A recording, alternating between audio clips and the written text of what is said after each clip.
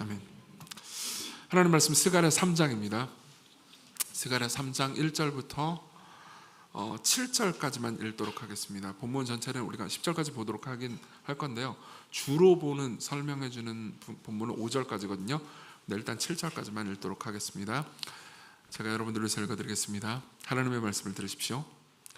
대제사장 여호수아는 여호와의 천사 앞에 섰고 사탄은 그의 오른쪽에 서서 그를 대적하는 것을 여호와께서 내게 보이시니라. 여호와께서 사탄에게 이르시되 사탄아, 여호와께서 너를 책망하노라. 예루살렘을 택한 여호와께서 너를 책망하노라. 이는 불에서 꺼낸 그슬린 나무가 아니냐 하실 때 여호수아가 더러운 옷을 입고 천사 앞에 서 있는지라.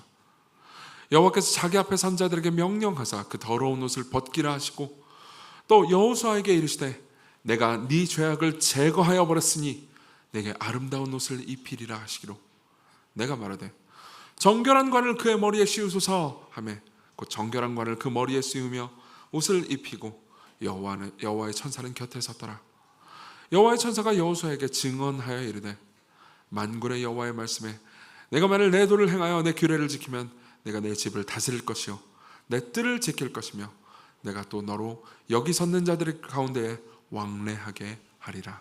아멘. 여러 주에 걸쳐서 선지자들의 메시지를 살펴보고 있습니다. 오늘 우리는 스가랴를 봅니다. 스가랴 이야기를 좀 잠깐 하겠습니다. 스가랴는 사람 이름입니다. 선지자 이름이죠. 그리고 이 선지서가 쓰인 시점, 이 선지서의 내용이 선포된 시점은 그러니까 이스라엘 백성들이 포로 시대가 끝나고 돌아온 시점이었습니다. 지난 몇 주간 이 자리에 계셨던 분들이라면 이스라엘 백성들이, 특히 남유다 백성들이 바벨론에 의해서 멸망당했다라는 스토리를 들으셨을 겁니다. 멸망당했다가 하나님께서 다시 이제 예루살렘 그리고 남유다의 그 땅으로 그들을 인도해 들이십니다.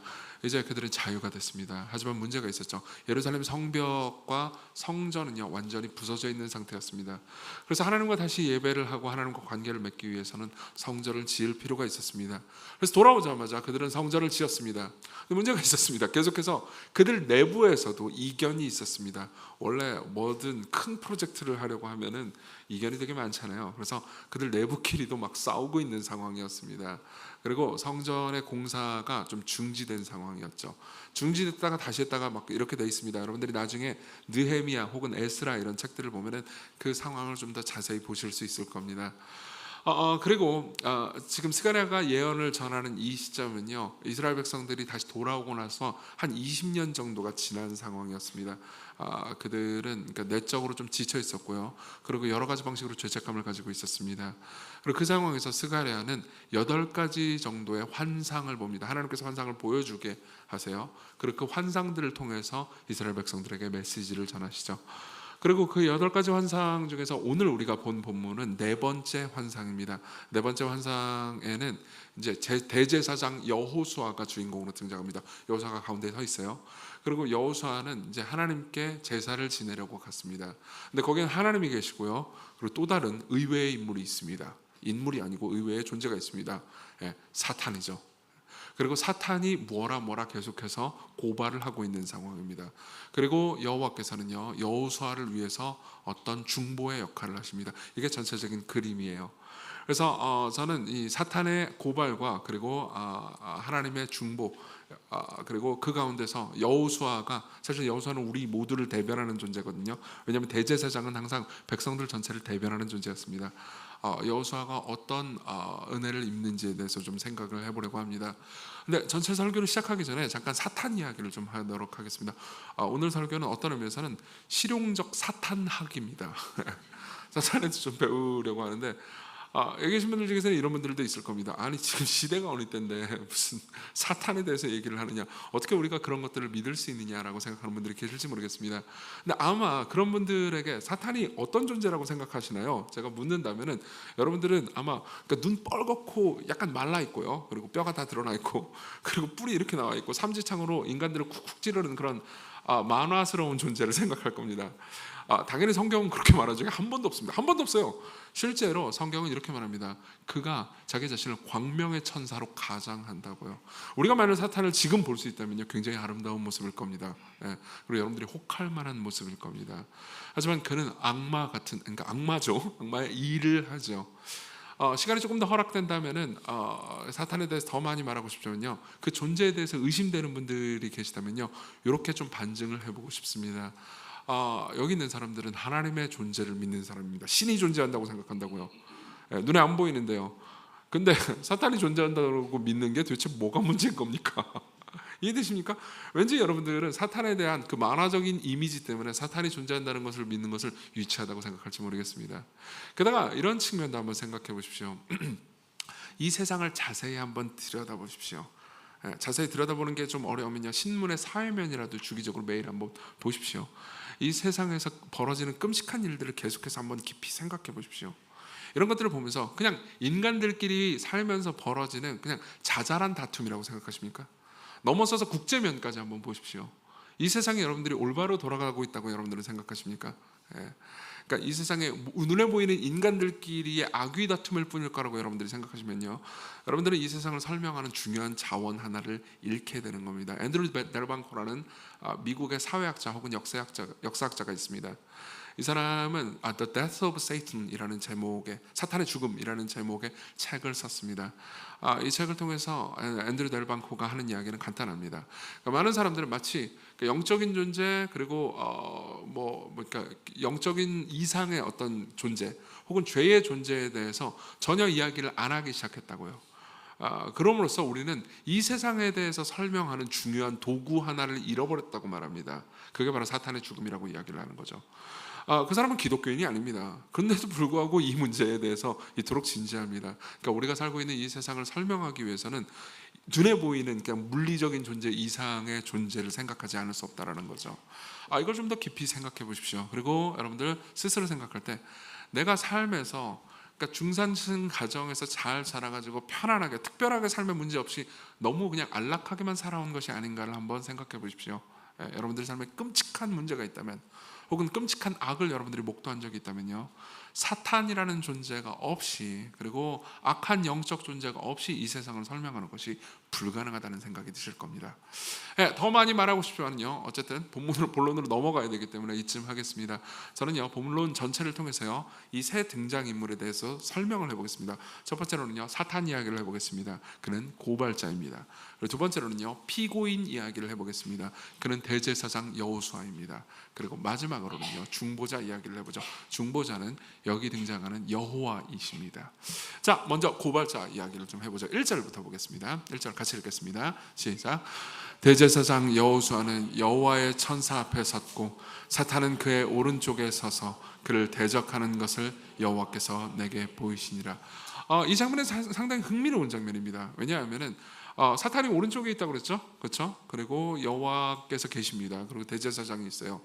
이 장면은, 그러니까 그 히브리어 성경에 익숙한 사람들, 당시의 문화와 문맥에 익숙한 사람들은 두 장면을 동시에 떠오르게 만듭니다. 하나는 뭐냐면은 법정입니다.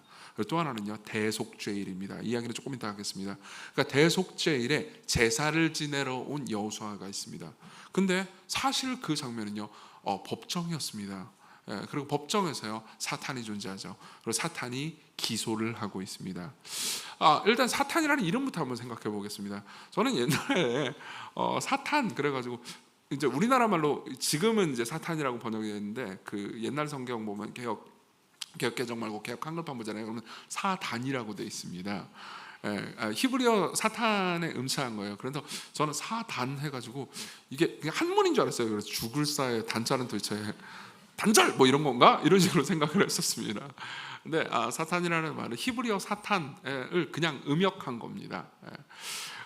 근데요, 이 사탄은 그럼 뭘 하는 존재냐? 이 1절 다시 보면요, 사탄은 그의 오른쪽에 서서 그를 대적했다고 말하죠. 그렇죠? 여기서 대적하다라는 단어가 히브리어로 사탄입니다. 바꿔서 표현하면 사탄은 지금 사탄질을 하고 있었어요. 이렇게 번역을 하면 됩니다. 그럼 사탄질은 뭘까요? 고소를 하는 겁니다. 계속해서 고소함으로써 우리의 양심을 건드리고 죄책감을 만들어내는 거죠. 이 본문 말고도 사탄에 대해서 말하는 본문들이 꽤나 많으니까 전체적으로 요약을 해가지고 사탄이 하는 일을 두 가지로 정리를 해보겠습니다. 하나는 유혹이고요, 그리고 또 하나는 고소입니다. 유혹과 고소, 이게 그러니까 권투를 할 때요, 마치 잽과 스트레이트처럼 권투 좋아하시나요? 계속해서 인간을 고통스럽게 하는 일입니다. 유혹은 여러분들이 아실 겁니다. 창세기 3장만 봐도요, 사탄이 뱀의 모습으로 등장해서요 인간을 유혹하니까요. 유혹은 도대체 본질이 뭘까요? 유혹의 본질은 간단합니다. 죄를요 아주 가볍게 여기게 만드는 겁니다. 죄를 아주 가볍게 여기게 만드는 겁니다. 그래서요, 사실 우리가 마땅히 생각해야 되는 죄의 무게만큼으로 죄를 보지 않습니다. 그래서 계속해서 옆에서 거짓말을 하죠. 이렇게 거짓말을 하는 겁니다. 그렇게까지 나쁜 건 아니야. 또는 하나님 사랑이시잖아, 나중에 회개하면 돼. 그럼 무조건 용서해 주시겠지. 그리고 이렇게 말하는 겁니다. 다들 그렇게 살아. 너만 이렇게 살면 너는 너무 유별난 채 하는 거야 라고 말하는 겁니다. 그리고 제일 마지막으로 가장 강력하게 쓰는 게 있습니다. 아무도 모를 거야. 안 들킬 거야. 아무도 모를 거야. 여러분, 이런 목소리를, 마음에서 들려오는 목소리를 당연히 들어보셨을 겁니다. 아니, 오늘도 오면서 그런 목소리를 들으면서 오셨을 겁니다. 그리고 생각하게 되죠. 그러니까 이제 이 정도 죄를 짓는 것은 어쩔 수 없어. 이때 사람들은요 하나님의 은혜를 오용합니다. 하나님께서 우리를 용서해 주셨다는 것을 그러니까 사실상 이용하면서요 죄로 빠져들어가죠. 이런 말들이 계속 들릴 때 여러분들은 일종의 잽을 맞는 것 같습니다. 제가 권투를 잘 알지는 못하지만, 옛날에 권투 좋아했습니다. 권투를 잘 알지 못하지만 잽은요 상대방에게 치명상을 안겨주기 위한 공격 기술이 아닙니다. 맞죠? 끝나고 나서 저한테 권투에 대해서 따지지 마세요. 잽은요 상대방을 움츠러들게 만들죠. 이렇게 하는 거죠. 자, 그러면 스트레이트는 뭘까요? 스트레이트는 고발입니다. 일단 그렇게 죄를 짓잖아요. 그러면요 죄책감이 몰려옵니다. 그리고 우리가 마땅히 생각해야 되는 죄의 무게보다 훨씬 더 죄를, 내가 방금 저지른 죄를 무겁게 만들어 버립니다. 죄의 무게를 달리하는 거예요. 아까는요 죄를 가볍게 만든다고 그랬죠. 근데 이제는 너무 무겁게 만듭니다. 그러면서요 이제 너는 끝장이야 라는 생각이 들게 만들죠. 제일 먼저 드는 생각은 이겁니다. 보통 죄를 지을 때는요 그 죄는 여러분들이 인생에서 처음 짓는 죄, 그런 거 별로 없습니다. 맞죠? 계속해서 반복해서 짓는 죄들인 경우가 많습니다. 어제도 지었고 오늘도 지었고 내일도 지을 게 거의 확실시 되는 죄들이죠. 그렇죠? 그러면은 생각합니다. 너는 여기서 절대로 빠져나올 수 없어. 혹은 이런 겁니다. 누가 너 같은 걸 용서하겠어? 혹은 네가 그러고도 그리스도인이냐? 혹은 이런 겁니다. 이미 너무 늦었다. 이런 생각이 계속 들게 만듭니다. 그러면서요 다시 하나님을 바라보고 용서를 받고 그리고 회개하려는 마음을 사라지게 만드는 거죠. 그러면 어떻게 됩니까? 이 모든 것들이, 그러니까 유혹과 고발이 계속해서 반복되잖아요. 그럼 잽과 스트레이트를 맞잖아요. 그럼 결국 넉다운 됩니다. 하나님과의 관계가 서서히 멀어지는 것이죠. 그것을요 3절에서는 이렇게 표현합니다. 자, 3절을 우리 같이 한번 읽어보겠습니다. 3절입니다. 시작. 여호수아가 더러운 옷을 입고 천사 앞에 서 있는지라. 여기서 더러운 옷이라고 번역된 이 단어 있잖아요. 이 단어는 히브리어에서 그냥 직역하잖아요. 그러면 똥이 묻은 옷입니다. 똥이 조금 묻은 게 아니고요, 똥으로 범벅이 되어 있는 옷입니다. 그러니까요 사탄은 보는 겁니다. 여호수아가 있고요, 그리고 여호수아가 똥으로 범벅이 된 옷을 보면서 비웃는 겁니다. 비웃으면서 야 너를 봐봐, 너 이씨 똥이 잔뜩 묻었네. 그러면서 계속해서 고발을 하고 있는 상황이죠. 이게 사탄의 역할입니다. 실제로 계시록에 보면요 사탄의 본질에 대해서 이제 훨씬 더 깊이 있게 드러내거든요. 근데 거기서 12장 10절에 보면요 이런 말씀이 있습니다. 사탄을 가리켜서 우리 형제들을 참소하던 자, 고발을 의미합니다. 곧 우리 하나님 앞에서 밤낮 참소하던 자라고 표현합니다. 그러니까 밤이고 낮이고 계속해서 이 말을 하는 거죠. 여러분 삶을 지금 생각해 보십시오. 그럼 그 말을 계속해서 들은 기억이 있을 겁니다. 아니 오늘 아침에 오면서 차 안에서도 그 말을 들었을걸요. 걸어오면서도 그 말을 들으셨을걸요.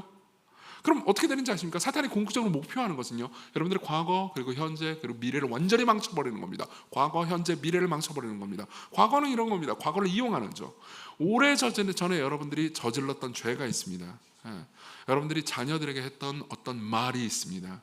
여러분들이 친구에게 했던, 혹은 아내 혹은 남편에게 했던 어떤 말이 있습니다. 혹은 부모님에게 했던 나쁜 짓이 있습니다. 그리고 여러분들의 기억에 남아있어요. 그게 남아있습니다. 맞죠? 그리고 가끔 가다가 그 기억이요 생생하게 떠오를 때가 있습니다. 저도 그럴 때가 있어요. 그리고 그 기억만큼은, 다른 건 다 까먹어도요 그 기억만큼은 지금 생각해도 절대 잊을 수 없는 나의 죄의 기억이죠. 그리고 과거가 떠오르잖아요. 그러면 현재가 왜곡되기 시작합니다. 맞아, 옛날에 내가 했던 그 일 때문에 지금 현재가 이 모양인 거야. 원래는 내가 그때 그 죄를 저지르지 않았으면 지금이 더 나았을 텐데 내 인생은 끝장이야. 내 인생은 지금 플랜 A가 아니야. 차선책이야. 플랜 B 혹은 플랜 C야. 내가 그때 그 일을 하지 않았다면, 내가 그때 그 어리석은 결정을 하지 않았다면, 내가 그때 내 자녀에게 혹은 내 남편에게, 내 아내에게, 우리 부모님에게, 내 친구에게 그 말을 하지 않았더라면, 내가 그때 조금만 부지런했더라면 지금 이렇진 않았을 텐데, 지금 이런 상황이 몰려온 거는 내가 그때 과거에 저질렀던, 지금도 생생하게 떠올려지고 때로는 꿈에도 나타나는 그 기억 때문이야. 그러면서 현재에 대해서 비관하게 만들죠. 그럼 어떻게 될까요? 미래에 대해서 절망하게 만듭니다. 미래에 대해서 절망하게 만듭니다. 어떻게 절망하게 만들까요? 간단하죠. 나는 빠져나올 수 없어. 계속해서 지금까지 이렇게 왔고, 그리고 앞으로 나는 변화되지 않을 거야. 그러면 어떻게 될까요? 여러분들은 절대로 성경의 약속을 믿지 못하게 됩니다. 성경 약속을 보잖아요. 그러면 정말 많은 사람들이 와닿지 않아요 라고 말하는 약속들이 있습니다. 하나님께서 여러분들을 결국 거룩하게 만드실 거라는 거죠. 여러분들을 아름답고 위대하게 만들 거라는 겁니다. 여러분들은 지금 비록 죄인이지만 앞으로 여러분들은 더 거룩해지고 더 사랑스러운 사람이 될 거라는, 흠없이 될 거라는 성경 약속이 있습니다. 근데 이 약속을 보면은 생각해보세요. 제가 실제로 여러분들을 상담하면서 느꼈던 것 중에 하나는요, 이 약속을 제대로 믿는 사람들이 거의 없다는 사실이었습니다. 성화만큼 사람들이 냉담하고 냉소적으로 대하는 건 없어요. 계속해서 내가 과거에 이랬고 지금도 이러니까 앞으로도 뻔할 거야. 나는 이 모양 이 꼴에서 벗어나지 못할 거야. 항상 그런 일이 일어났습니다. 자주 화를 내는 사람이 있습니다. 계속해서 화를 냅니다. 과거에 그렇게 화를 내왔습니다. 그럼 어떻게 될까요? 자기 가족과 친구들과의 관계가 박살났겠죠. 그렇죠? 가족도요, 같이 삶을 살긴 하지만요, 나를 미워하고 증오합니다. 그리고 솔직히 나도 이런 내가 너무 싫습니다. 근데도 불구하고 맨날 화가 납니다. 그리고 화를 내지릅니다. 그리고 후회합니다. 그리고 내 미래는 아무것도 아닐 거라는 생각이 듭니다. 그리고 점점 절망으로 가죠. 이런 생각도 듭니다. 이런 내가 그리스도인이 맞나? 여러분들이 직분을 가지고 있잖아요. 그러면 그런 마음이 더 심하게 들 겁니다. 내가 목사인데 이런 생각을 누가 제일 많이 하겠어요? 여기 앉아있는 모든 사람들 중에서 제가 제일 많이 할걸요. 내가 목사인데. 여러분, 교회 내에서 어려운 일이 생기잖아요. 그리고 가정 내에서 어려운 일이 생기잖아요. 제가 원치 않던 일이 생기잖아요. 그럼 제 마음속에 제일 먼저 드는 게 어떤 건지 아십니까? 과거 어떤 기억 하나가 떠오릅니다. 맞아, 그때 내가 어떤 일을 했기 때문에 지금 이 교회에, 이게 직접적인 논리적 연관관계가 있든 없든 상관없어요. 내가 그 어떤 일을 했기 때문에, 어떤 말을 했기 때문에 지금 이 교회에 이런 어려움이 생기는 거야. 혹은 우리 가정의 어려움이 이런 어려움이 생긴 거야.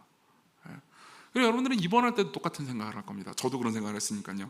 작년에 쓸개를 뗄 때 그런 생각이 들었습니다. 그렇게 대단한 수술도 아니었다고요. 쓸개를 뗄 때도, 저희 아버님이 입원할 때도 저는 계속해서 생각합니다. 내가 어떤 짓을 했기 때문이야. 그리고 비참해지는 거죠. 결국 미래에 대해서, 지금의 현재에서 미래가 더 나아질 거라는 소망을 가지지 못하게 만듭니다. 그리고 계속해서 아까 말씀드렸듯이요, 나는 구원받지 못할지도 몰라라는 생각을 하게 하는 거죠. 실제로 찰스 스펄전은 이런 사탄의 역할에 대해서 아주 깊이 있고 진지한 설교를 한 적이 있습니다. 그리고 이 설교를 하고 나서 어떤 사람이 스펄전한테 물어봤습니다. 그러면은 사탄의 농락에 의해서 신자가 구원받지 못할 수도 있다는 건가요? 스펄전 목사님, 당신은 하나님께서 택하신 사람들은 반드시 구원받는다고 약속했잖아요. 성도의 견인, 그런 거 가르쳐주지 않았습니까? 그러니까 스펄전 목사님 뭐라고 얘기했는지 아십니까? 이렇게 얘기합니다. 구원을 배로 비유한다면 당신은 절대로 배에서 쫓겨나지는 않을 겁니다. 사탄은 당신을 절대로 배에서 쫓겨나게 만들진 못합니다. 하지만 사탄은 이 정도는 할 수 있습니다. 배에서 여러분들을 다치게 만들어서 여러분들의 뼈도 부러지고 살점도 다 날아가가지고 아주 비참하고 고통스럽게 신음하면서 배에서 지내게 만들 수는 있습니다. 여러분 생각해 보십시오. 이 자리에 앉아 계신 분 중에 대다수가 그리스도인들일 겁니다. 내가 구원을 받는다는 확신이 흔들리긴 하지만 가끔 있는 분들일 겁니다. 그렇죠? 그랬어요. 그렇게 행복한가요? 아니요. 아주 많은 시간 가운데 비참하지 않나요? 그리고 무엇보다 미래를 생각하면 암울하지 않나요? 마치 내 미래가 지금 나의 가정 경제 상황이랑 비슷할 것 같지 않나요? 우리 교회 부자가 없으니까 이런 비유가 먹힐 것 같아요.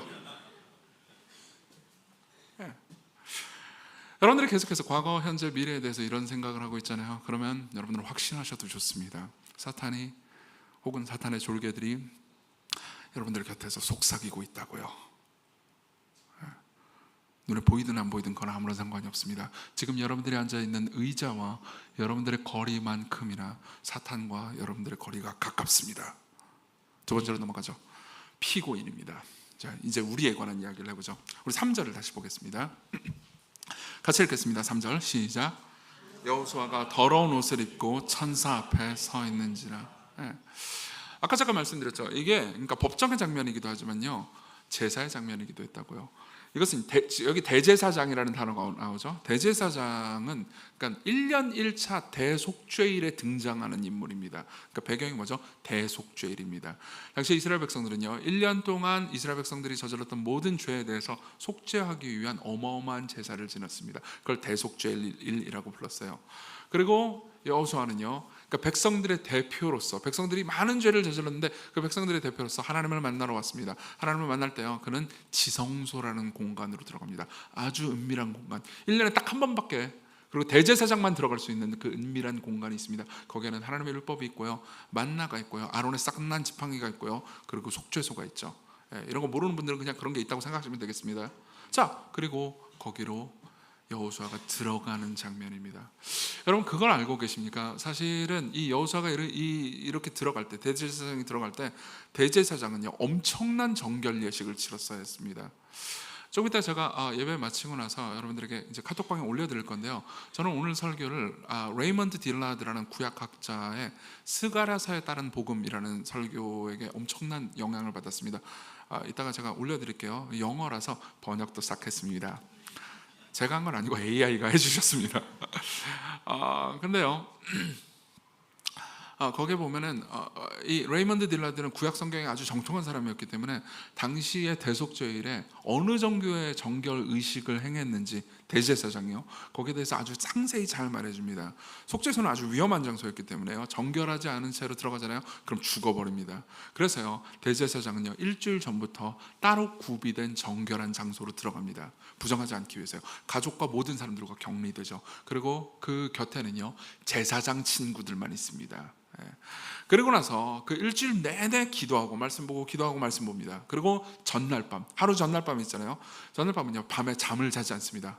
밤새 기도하면서요, 자기가 부정하지 않기 위해서 하나님의 말씀을 붙들고 있습니다. 그리고 내일 잘못하면 죽을 수도 있어요. 그래서 하나님의 말씀과 약속을 붙들면서요, 계속해서 위로를 받고 격려를 받습니다. 그리고 계속해서 스스로 정결해지기 위해서 밤새 기도합니다. 그것이 너무 고통스럽고 힘든 일이기 때문에 제사장 친구들은 옆에 와가지고 힘을 계속해서 돕습니다. 그리고 하루에 5번씩 목욕을 합니다. 왜냐하면 자기 자신이 깨끗해지기 위해서요. 그리고 당일이 되잖아요.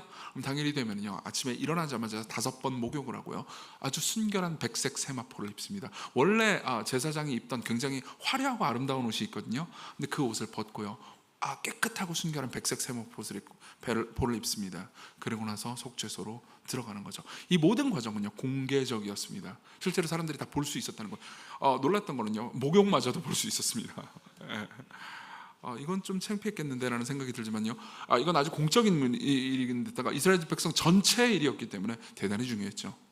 그리고 대제사장은요, 백성들 모두의 죄, 모두의 허물을요, 마치 자기가 다 짊어진 것 같은 느낌으로요, 내가 깨끗하지 않으면, 내가 깨끗해지기 위해서 최선의 노력을 하지 않으면 모두가 죽을 수 있다는 소명감을 가지고 거기로 들어갔죠. 즉, 인간이 해낼 수 있는 한도 내에서의 최고의 정결한 행동을 했습니다. 자, 그런데 어떻게 됐죠? 영적으로 볼 때, 그리고 사탄이 볼 때요, 그는 똥덩어리였습니다. 인간이 할 수 있는 최대한 정결한 행동을 했는데도 불구하고 똥덩어리였습니다. 이거는요, 특별히, 그러니까 제가 그러니까 신약에 와서는 모두가 제사장이에요. 저만 제사장인 게 아닙니다. 근데 어쨌든 간에 저는 목회자잖아요. 목회자는 그러니까 성도들을 대표하는 측면이 있기 때문에 이건 저한테 더 깊이 와닿았던 것 같습니다. 여러분들보다 제가 더 많이 와닿았을지도 모릅니다. 왜냐하면요, 저는요, 토요일 날 항상 정결 의식을 하거든요. 물론 목욕을 5번씩 하는 건 아닙니다. 하지만 제가 몇 번 얘기해드린 적이 있죠. 일주일 내내 중에서 목회자가 제일 거룩한 시간은 언제일까요? 토요일 밤입니다. 그때는 웬만하면 절대 누군가의 뒷담화를, 누군가 이렇게 도발을 해도 하지 않으려고 노력합니다. 어제도 제가 결혼식 갔다 왔거든요. 결혼식 갔다 왔는데 결혼식 가서도 아직도 그래요. 아직도 결혼식 가가지고 여러 가지 사람들의 이야기를 하고 그러는데 그러다 보면 이제 하다못해 쓸데없는 농담이라도 하면서 누군가를 상처 주거나 혹은 말도 안 되는 죄를 지을 때가 있잖아요. 그렇죠? 근데 안 지으려고 노력합니다. 되게 열심히 산다고요. 되게 힘들게 삶을 삽니다. 하루 종일요. 다시 말하면 인간이, 그러니까 이정규라는 인간이 정결해지기 위해서 최대한 노력을 하는 거죠. 그러고 나서 제가 3절을 봤을 때요, 내가 최대한 노력을 하는 토요일 저녁이나 혹은 주일 오전이나 혹은 최대로 타락하는 주일 저녁이나 뭐 다 그렇진 않아요. 이렇게 빠져나가야지. 결국은 똑같은 똥옷을 입고 있었다는 사실을 알게 됐죠. 이것은 저뿐만 아니라 여러분들 모두가 마찬가지일 겁니다. 저는 확신할 수 있습니다.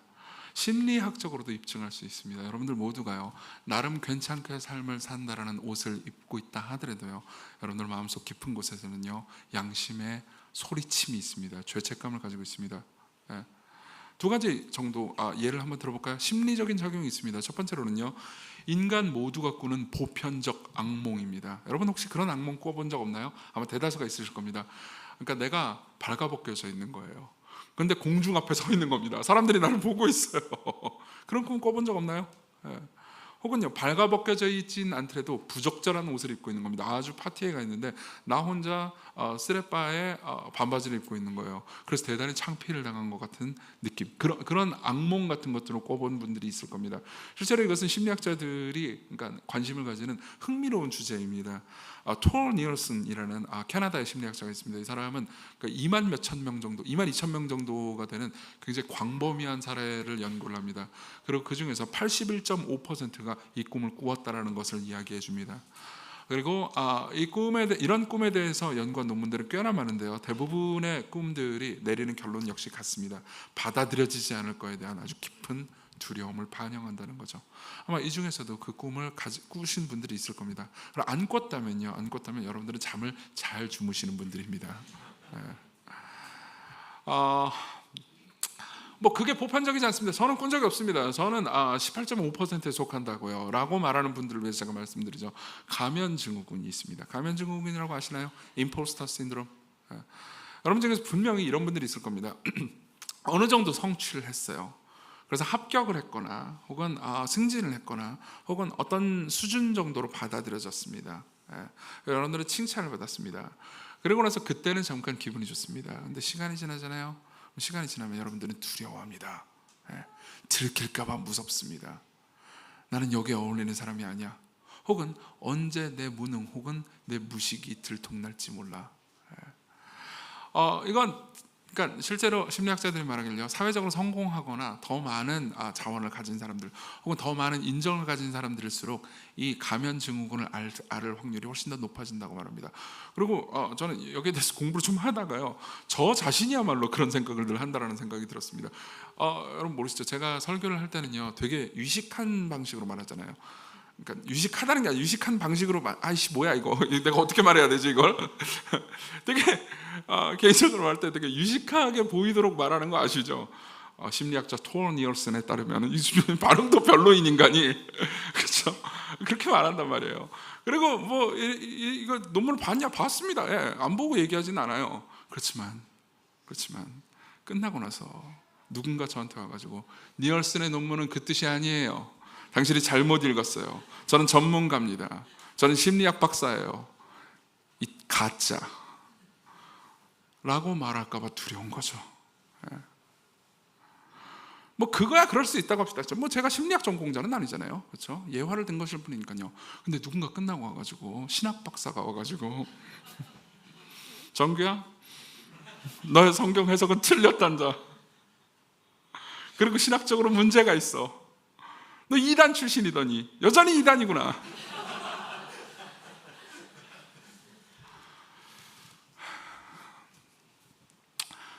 이정규가 글을 쓰는 것에 대한 더러운 비밀 하나를 알려드릴까요? 제가 모든 글을 쓰잖아요. 그럼 엄청난 각주가 달립니다. 아시죠? 각주를 무지막지하게 단다고요. 왜 달까요? 나 읽었다라고 자랑하기 위해서. 물론 그런 면도 있겠죠. 그래서 두려운 겁니다. 예. 두려운 겁니다. 언제 들킬지 모른다는 것. 예. 여러분들 모두가 마찬가지일 겁니다. 여러분들이 무언가 말을 할 때 여러분들이 들통날지 모른다는 두려움 때문에 방패막을 치려고 합니다. 예. 그게 어떤 사람에게는 외모를 꾸미는 것일 수도 있습니다. 예. 어떤 사람에게는 수많은 공로를 쌓는 것일 수도 있습니다. 교회에서 한마디 하고 싶습니다. 이 교회가 문제가 있는 것 같아 보입니다. 예. 이 교회를 내가 원하는 방식으로 바꾸고 싶습니다. 근데 저 인간은 목회를 좀 잘 못하는 것 같습니다. 그럼 한마디 하려면 어떻게 해야 되죠? 내가 자격이 있어야 된다는 생각이 듭니다. 그래서 교회에서 봉사를 열심히 하는 거죠. 아니면 하다못해 헌금이라도 한 방 빡 해주는 겁니다. 그렇게 좀 해주세요.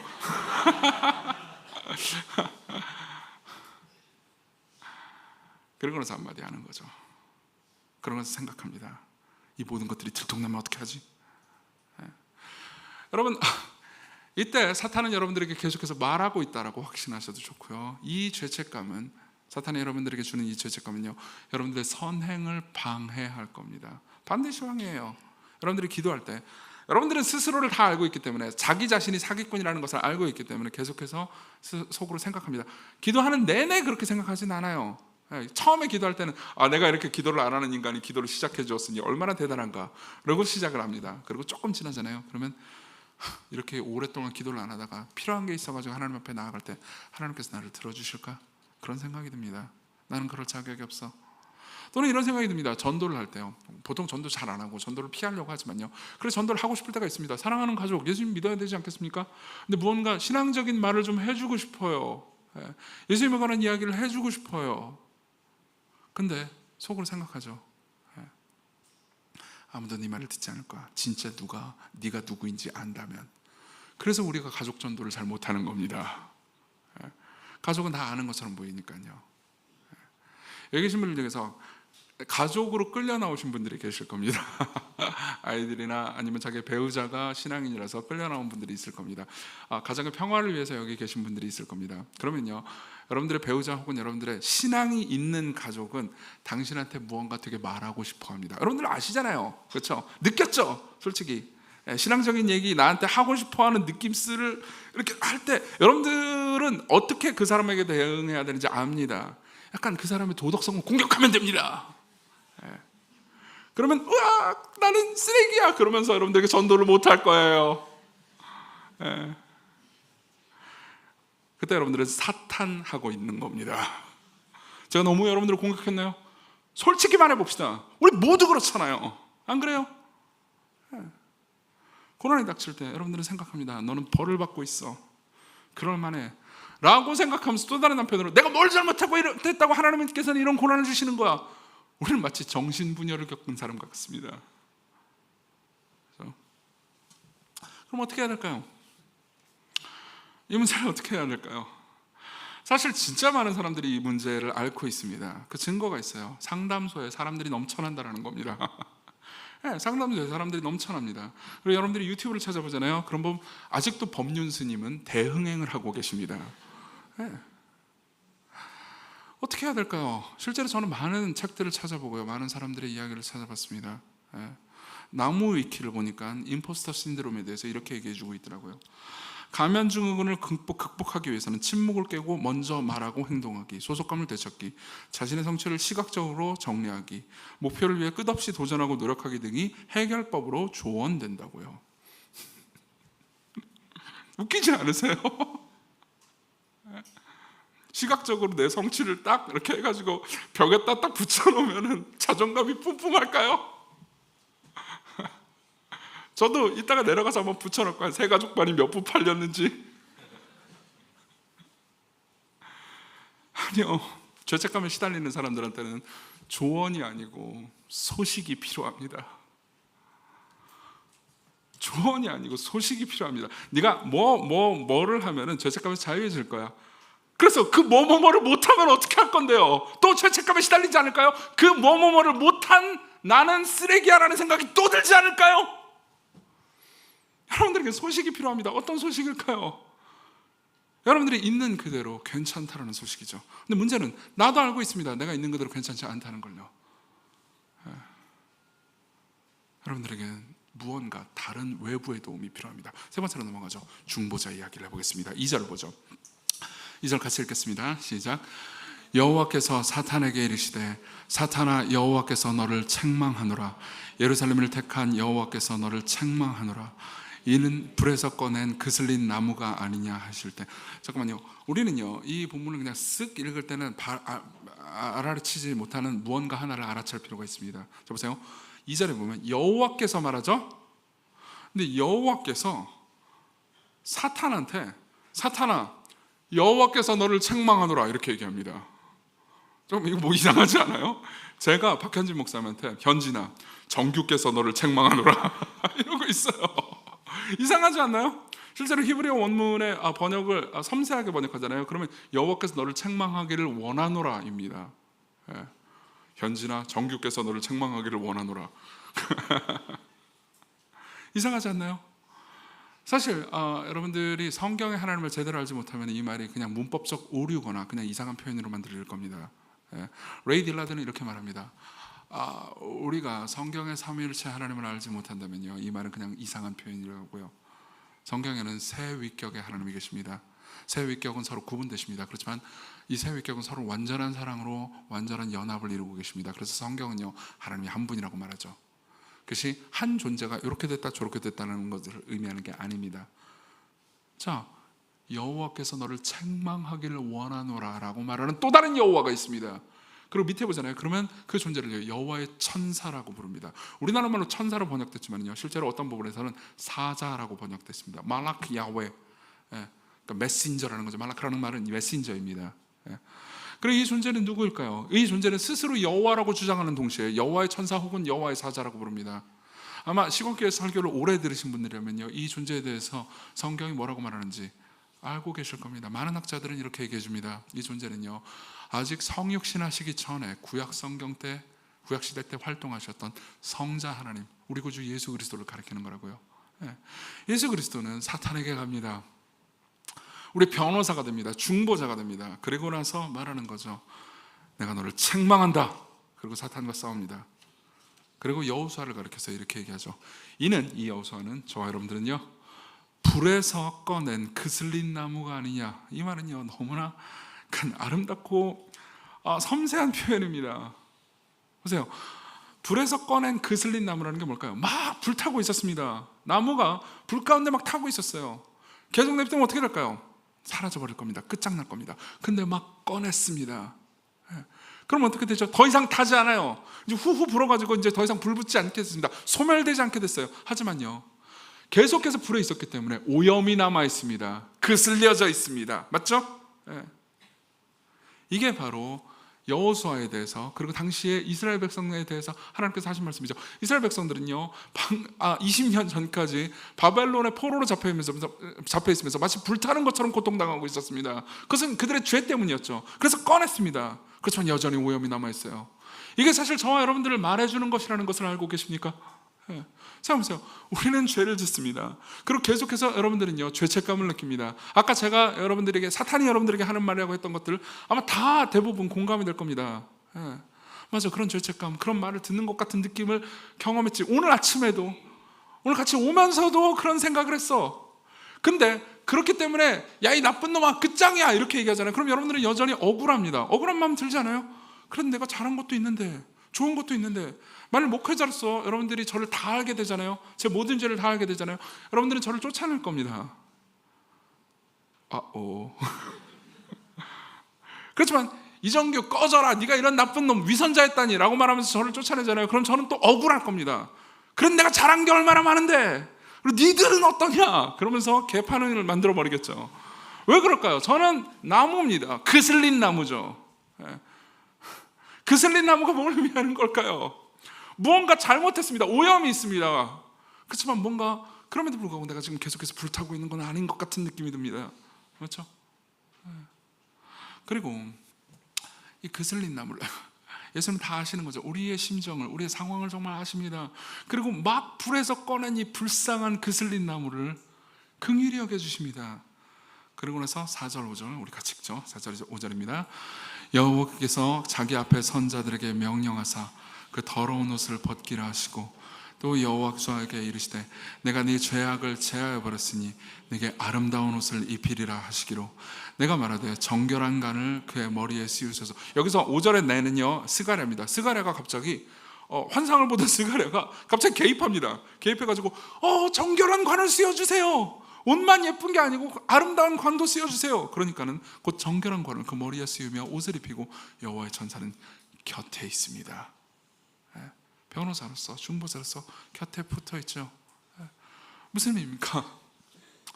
여호와의 천사가, 즉 여호와의 사자 예수 그리스도가요, 이는 그슬린 나무가 아니냐라고 사탄을 꾸짖은 다음에 여호수아에게 가까이 갑니다. 그리고 완전 똥덩어리가 된 그 더러운 옷을 벗겨줍니다.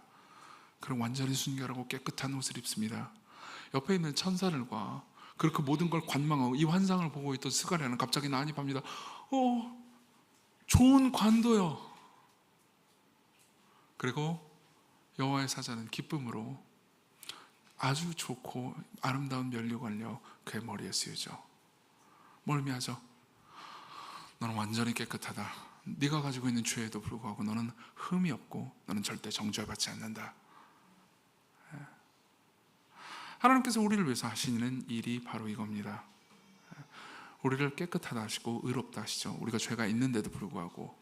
이게 그분이 예수 그리스도께서 우리를 위해서 하시는 중보의 사역이에요. 근데 여기에는 문제가 있습니다. 여기에는 조금 더 복잡한 문제가 하나 있습니다. 예전에 제가 기독교 신학을 잘 몰랐을 때, 특히 속죄에 대해서 잘 몰랐을 때는요, 이런 설교들을 꽤나 들었었습니다. 그래서 예수님께서 우리를 위해서 하나님께 중보하신다. 우리가 죄를 지어도 예수님께서 하늘에서 우리를 위해서 기도하시면서 우리를 깨끗하게 해주시고 우리를 죄 없다고 해주신다. 우리가 회개만 하면 된다. 이런 이야기를 꽤 많이 들었습니다. 근데 그때마다 제 머릿속으로 상상했던 건 이거였어요. 제가 죄를 지었어요. 이정규가 맨날 죄를 짓죠. 그러면은 예수님께서 한숨을 푹 쉬면서 저 인간 또 죄 지었네. 그러면서 성부 하나님께 이정규가 또 죄를 지었습니다. 저 인간은 늘 그렇죠. 하지만 저 좀 봐주세요. 저를 좀 봐줘서 한번 봐주십시오. 용서 좀 해주십시오. 그러면 성부 하나님께서 어쩔 수 없다는 듯이 그래, 내가 내 아들 예수 그리스도가 말하니까 어쩔 수 없이 용서해 주지. 저는 이런 그림을 그렸습니다. 이게 변호사, 즉 중보자가 하는 일이라고 생각했어요. 그리고 옛날에 이 소식이 꽤나 좋음에도 불구하고 저는 T잖아요. 그렇죠? 그러면서도 근데 이건 논리적으로 좀 문제가 있어. 나는 이런 변호사는 절대 사지 않을 거야 라고 생각을 했습니다. 너무 감정에 호소하잖아요. 실제로 옛날에 제가 그런 설교를 들어봤던 적도 있었던 것 같습니다. 그리고 아까 제가 말씀드렸던 레이먼드 딜라드도요, 스가랴 본문까지만 보잖아요.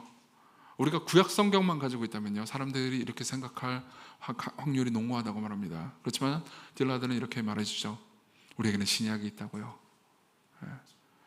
아까 대제사장이 대속죄일에 어떻게 자기를 정결케 했는지 혹시 기억하십니까?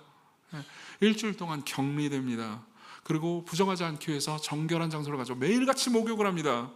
그리고 전날 밤에는 밤새 기도하면서 하나님의 말씀을 붙들고 있고요, 옆에서 제사장 친구들은 힘을 돕고 있죠.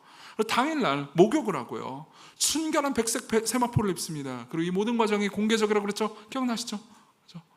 그리고 이 모든 이야기를 모아서요, 딜라드는 이렇게 얘기해 줍니다. 좀 길지만 다 인용해 드리겠습니다. 잠시 동안 우리의 진정한 대제사장이신 예수 그리스도를 생각해 보십시오. 그분 또한 희생을 위한 준비 주간을 가졌는데, 일주일이요, 죽음으로부터 격리되는 일주일 대신이었습니다. 그것은 그분께서 자신의 죽음을 위해서 제자들을 준비시키던 한 주간이었습니다. 요한복음 보잖아요. 그러면 한 주 내내 예수님께서 처음에 제자들의 발을 닦아주시는 것부터 시작해서 말씀을 가르치십니다.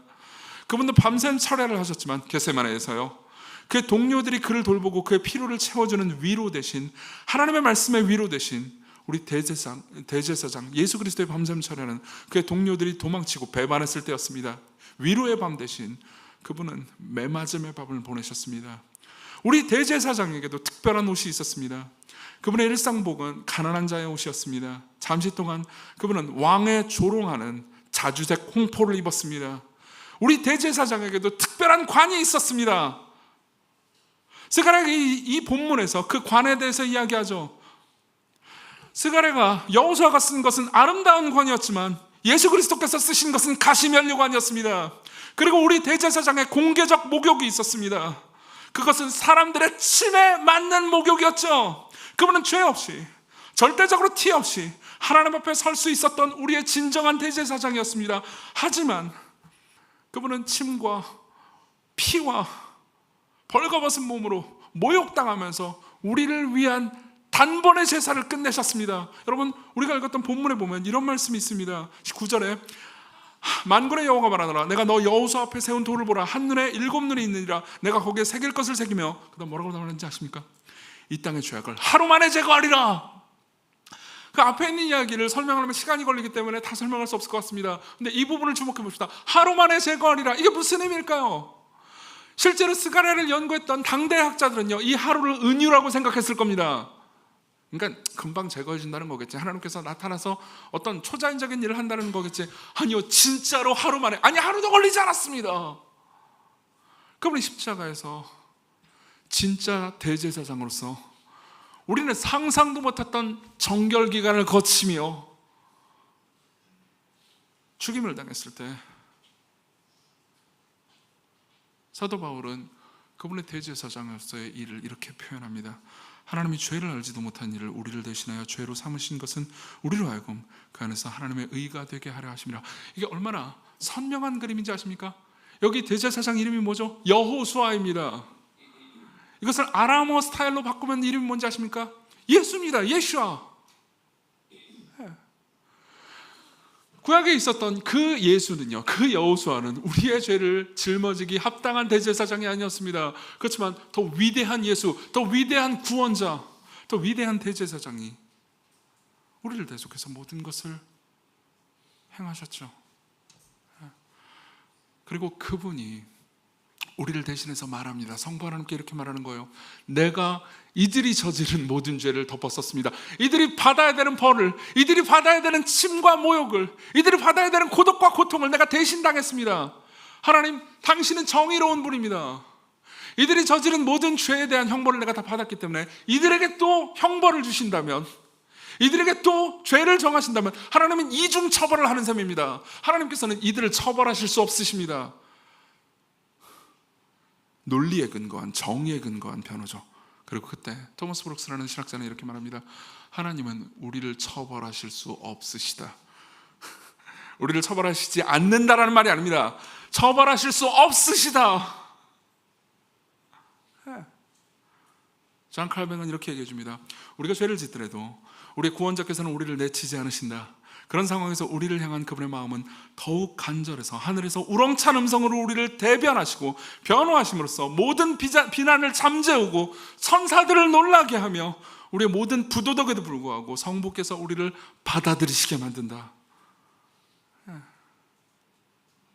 여러분, 사탄이 여러분들에게 말하는 것이 들리십니까? 예수 그리스도께서도 여러분들 위해서 성부 하나님께 이렇게 계속해서 지금도 말하고 계시다는 걸 알고 계십니까? 여러분들의 마음 가운데 사탄의 음성만 들린다면요, 그분이 여러분들에게 하시는 말씀 역시 들으십시오. 그리고 그 말로 사탄을 물리치십시오. 그래, 맞아, 나는 죄인이야. 하지만 그분이 나를 대환하고 계셔. 그럼 여러분들은요, 마치 새 옷을 입은 것 같습니다. 새 옷을 입은 것 같이 느껴질 겁니다. 예를 들어 설명해 드리죠. 제가 살이 빠졌잖아요. 빠졌어요? 살이 빠지면요, 저는 이 이야기를 믿지 않았는데, 다이어트 하기 전에는 살이 빠지면 다 옷을 사고 싶어 한다고 그러더라고요. 저는 믿지 않았습니다. 제가 어리석었죠. 저는 결국 백화점에 가고 말았습니다. 백화점에서 싸구려 옷이나 사려고, 그러니까 뭐 이런저런 매장들을 둘러보다가 4층인가요 5층인가요 좀 이렇게 남성복 파는 데가 있어요. 근데 남성복 파는 데 보면은 좀 약간 비싼 남성복 파는 데가 있거든요. 제가 저기 브랜드를 까먹어버렸어요. 어디 들어갔는데 거기는 약간 범상치가 않은 거예요. 왜 그런 가게 보면 범상치 않잖아요. 되게 점원도 되게 엘레강스하게 행동하지 않습니까? 그래서 가가지고 이제 이렇게 둘러보고 있어요. 근데 이제 마침 한가했고, 저는 지금 제가 있는 이 옷이 살짝 크기 때문에 그래도 한번 어떻게 좋은 양복 한번 사봐. 이렇게 들어갔습니다. 들어가서 이제 보자마자 이곳은 나를 위한 곳이 아니구나. 나한테 바깥 어두운 곳에서 슬피 울며 이를 가려고 말하고 있네. 가격이 그렇게 말하고 있더라고요. 그래서 이제 나오려고 하는데 옷을 입어보려는 거예요. 그래서 못할 건 없지. 그래서 저는요, 바지하고 자켓만 입어보려고 했습니다. 그러니까 이제 온갖 걸 다 입히는 거예요. 그분이 예뻐요, 멋있어요. 그러면서 이제 풀세트를 입었습니다. 당연히 사진 못했어요. 생각도 없었고요. 근데 풀세트를 입고 나서 이제 거울을 마지막에 보여주잖아요. 거울을 보여주는데 어떻게 되는지 아세요? 저 항상 꾸부정하게 다니는 거 아시죠? 갑자기 어깨가 펴졌습니다. 갑자기 당당해지고요. 그리고 뭔가 그때 그곳으로 들어가니까 그 점원도 약간 교양 있는 분이었기 때문에 저도 좀 더 교양 있고 엘레강스하지만 유머러스하게 말하려고 노력했습니다. 더 크고 젊어 보이고, 그리고 무엇보다 이상한 확신과 편안함이 들었죠. 이거 되게 이상하지 않아요? 겨우 옷인데요. 물론 저는 조금 있다가 다 벗고 쪼리와 반바지로 갈아입었습니다. 그리고 다시 꾸부정해졌죠. 겨우 옷이 그런 효과를 준다면요, 그분이 여러분들을 위해서 주시는 의의 옷이 여러분들의 삶을 얼마나 당당하고 자신 있고 영광스럽게 만들겠습니까? 자, 적용해보죠. 빠르게 3가지 적용해드리겠습니다. 첫째, 당당한 죄책감을 가질 수 있습니다. 당당한 죄책감이요. 여러분들은 계속해서 내내 사탄이 우리에게 죄책감을 안겨다 준다는 것을 들었을 겁니다. 하지만 성경에 보면요, 성령님도 죄책감을 주십니다. 성령님도 죄에 대해서 우리를 책망하신다고 말해요. 그럼 우리는 물어볼 수 있습니다. 성령님이 주는 죄책감과 사탄이 주는 죄책감은 어떻게 다른 거죠? 딱 한 가지가 다릅니다. 성령이 주는 죄책감은요, 항상 그 죄책감을 넘어서 소망을 가지게 만듭니다. 우리를 용서하신 분, 우리에게 의의 옷을 입혀주시는 분, 우리에게 면류관을 씌워주시는, 우리를 사랑하시는 그분을 바라보게 만듭니다. 그래서 우리는요, 미래에 대해서 절망하지 않아요. 그래, 내 성깔이 이렇게 거지 같다 하더라도, 내가 오늘도 올 때 차 안에서 부부싸움을 하면서 왔다 하더라도 우리 부부는 언젠가는 화목해질 거야. 차 안에서 결국 우리는 찬송을 부르면서 교회에 오게 될 거야. 제발. 확신을 가진다고요. 여러분, 미래에 대해서 지금까지 이 삶이 이 모양 이 꼴이었으니까 앞으로도 똑같을 거야 라고 생각하지 않을 겁니다. 여러분들은 변화될 겁니다. 복음은 진짜로 여러분들을 변화시킬 수 있습니다. 그건 죄책감이지만 담대하죠. 당당한 죄책감을 가지십시오. 두 번째입니다. 양심의 기능을 검증하십시오. 6, 7절을 보겠습니다. 여호와의 천사가 여호수아에게 증언하이르되, 자, 이제 여호수아는 깨끗해졌습니다. 여호수아가 잘했기 때문이 아니고요, 하나님의 은혜 때문에요. 그러고 나서 여호와의 사자는 말하죠. 7절 같이 읽겠습니다. 시작.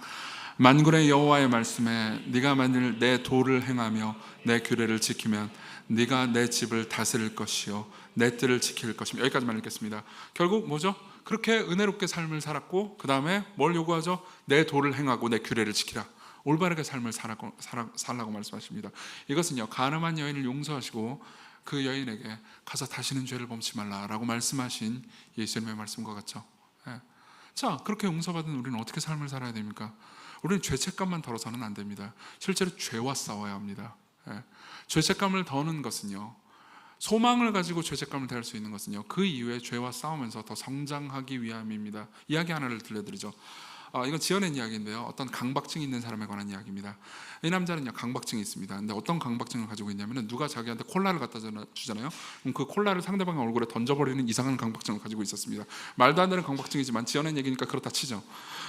그리고 나서 이제 레스토랑에 갔고요, 콜라를 주문했습니다. 그리고 콜라를 받자마자 웨이터에게 던져버렸습니다. 웨이터는 화를 냈죠. 미쳤나요? 왜 그러죠? 그러니까 이 남자가 말했습니다. 정말 죄송해요. 제가 이런 강박증을 가지고 있어가지고 너무 죄책감이 너무 심하게 드네요. 너무너무 죄송합니다. 제가 아파가지고 그래요. 그러니까 웨이터가 갑자기 불쌍해졌습니다. 그래서 말하죠. 다시는 그러지 마세요. 근데요, 저 진짜 너무 콜라 마시고 싶거든요. 갖다 주시면 안 돼요? 또 던질 거잖아요. 절대 아니에요. 한 번은 그랬는데 또 그럴까요? 그래서 또 콜라를 갖다 줬습니다. 그럼 아니나 다를까 강박증에 걸린 남자는요, 콜라를 받자마자 휙 던졌습니다.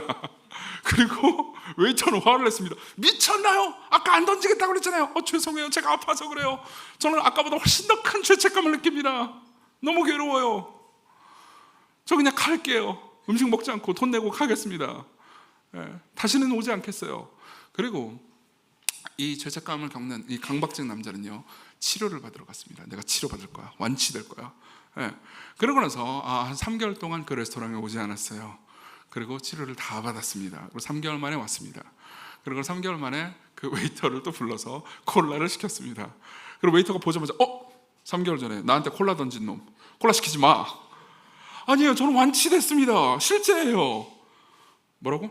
저는 12주 동안 집중 치료를 받았습니다. 어마어마한 치료였다고요. 그리고 그 모든 과정을 통과하면서 저는 완전히 완치됐습니다. 진짜예요? 믿었대요? 그럼요. 저 정말 콜라를 마시고 싶어요. 콜라를 갖다 주시겠어요? 그래, 한 번만 더 속자. 그러고 나서 콜라를 갖다 줬습니다. 어떻게 됐겠습니까?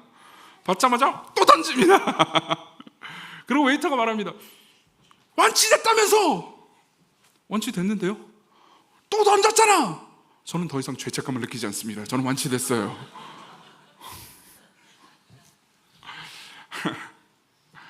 여러분들은 그렇게 이상하게 뻔뻔해질 수도 있습니다.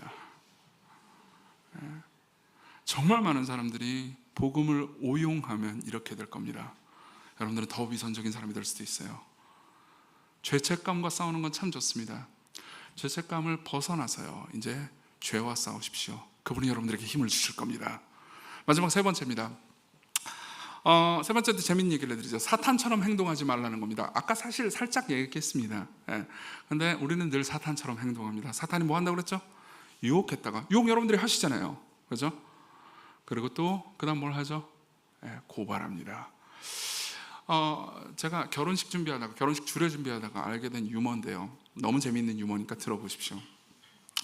어떤 이제 커플이 있었습니다. 둘은 약혼을 했어요. 근데 남자가 신앙이 좀 약간 별로 없는 거예요. 여자는 신앙이 상당히 좋고요. 그래서 남자가 얘기를 하다가 나는 사탄의 존재를 믿지 않아라고 얘기했습니다. 근데 이 여자는 약혼을 했잖아요. 근데 갑자기 사탄을 안 믿는다고, 사탄의 존재를 믿지 않는다고? 얘는 신앙이 없어. 그러면서 파혼을 할 마음을 먹었습니다. 그래가지고 엄마한테 얘기를 한 거예요. 엄마한테 내 남편감이 사탄의 존재를 믿지 않아. 난 파혼하겠어. 그러니까 엄마가 뭐라고 그러는지 아십니까? 염려 말고 결혼식을 진행하렴. 결혼을 하게 되잖아. 그럼 사탄이 있다는 걸 확실히 믿게 된단다. 사탄이 집에서 나한테 말하고 있다는 걸 알게 되지. 이건 사탄에 대한 가장 정교한 신학적 유머입니다. 생각하세요. 오늘 여러분들이 차 안에서 싸우고 오셨다면 여러분들은 서로에게 사탄이 되었습니다. 안 그래요? 그토록 심한 잔소리를 통해서 여러분들은 우위에 서려고 했을지도 모릅니다. 기도하세요. 오히려 그때 여러분들이 사탄이 되고 싶을 때 중보자를 생각하십시오. 그리스도께로 오십시오. 그리고 소망합시다. 여러분들 모두가 주 앞에 나와 제사를 드릴 때, 마음 열어 내 삶을 드릴 때 끝없는 사랑으로 우리를 회복시키시고 그분이 나를 새롭게 하실 거라는 걸 같이 찬양합시다.